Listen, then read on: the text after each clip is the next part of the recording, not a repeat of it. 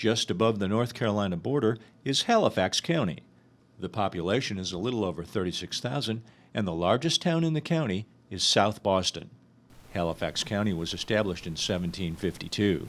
Since then, the fertile land has been good to farmers and has produced numerous crops. We have farmers that are niche farmers that cater more to the farmers markets, and we have people that are in the commercial produce business. We have people that are in the tobacco, soybeans. It's my feeling that all of those parts of agriculture are important. Livestock, we have poultry, no dairy, but sheep, cattle, and goats, and then crops, everything from tobacco to grains to hay. So it's very diversified. There's a place for everybody, even down to the ag tourism and specialty niche markets. There are 935 farms in Halifax County, covering almost 212,000 acres and generating $36.5 million in farm income each year. The top field crop is tobacco, followed by small grains. Crops make up 63% of the farm economy in the area, and livestock sales account for 37%. The land here is very fertile, and crops do well. At one time, tobacco was king, and it still is. But traditional tobacco farmers like Hilton Hudson of Hudson Farms will tell you even tobacco farmers have had to diversify to stay in agriculture. There's several of us growing produce, and it's worked very well for me, but it'd be hard pressed to make a living without tobacco. It's still money in farming, but you got to work at it and have good health.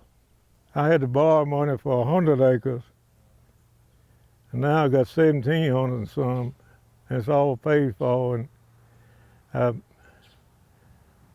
got some savings too, but I stayed at work. So the Hudsons are pretty set up well to be able to encounter any other type of obstacle they're going to face. So they have tobacco that they've had their steady contracts with. They have their produce that they can market all across the state to local stores or even locally. So they have a farm stand by the main road 58 as well. So they market through that.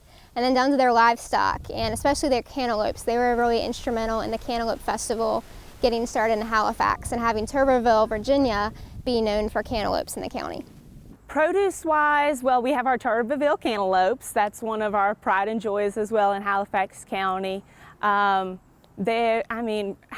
is great for the types of soils because we can grow, like Tuberville has the sandy soil for cantaloupes, whereas like Virgilina has wonderful soil for watermelons and tomatoes.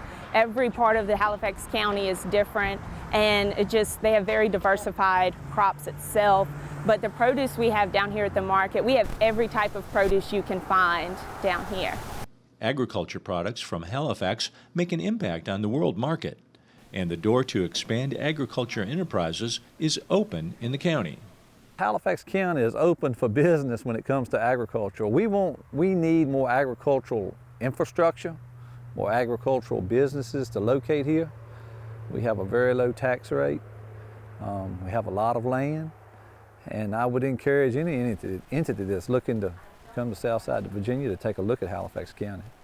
Whether growing historic Virginia tobacco, harvesting grain, tending to livestock, or raising some of the freshest produce the state has to offer, the farms of Halifax County and the producers making their living off the land are keeping agriculture and the heritage of the Southside going. In Halifax County, I'm Dave Miller.